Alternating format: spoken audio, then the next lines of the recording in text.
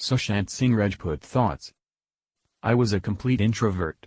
I wanted to be the head boy in my school, but when I had to give a speech, I didn't go to school that day. I didn't want any attention. Of course, we all need some kind of acknowledgement, but I was getting that with my grades. I had just 2 or 3 close friends, but that was it. Life was perfect? Or so I thought. After all these years of being shy, I could now say and do things I wanted to, behind the garb of the character. The stage unleashed me, liberated me. I could engage the audience, the people were connecting with what I was doing on stage.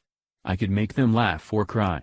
For the first 20 years of my life, it was difficult to get people to understand me, but now I could do it easily. That gave me a real high. I come from a middle-class family and there are things I couldn't afford earlier. I thought it is the money that is keeping me from being happy, but that is not the case. In this profession, if you make it to a certain level, you will have money and fame. But if that is your motivation, then what will you do next? You can't get more famous after a point and then it becomes a flat graph. It will then fail to make you happy. From the beginning, we are taught to be careful and correct all the time. This conditioning is dangerous because this aims at getting psychological security which no one can eventually get.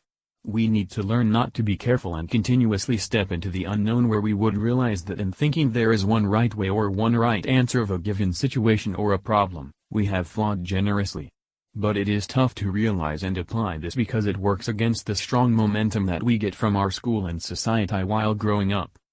The way I looked at things then and now, they are very different and I cannot go back to doing that. It's unfortunate.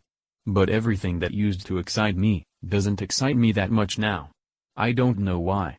No relationship, no success, absolutely nothing.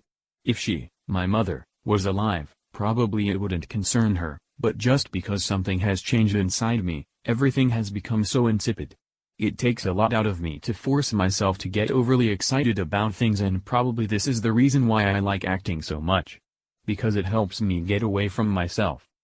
Now, there are times when people and sometimes you tell yourself that you should be happy because of these things, but you are not happy.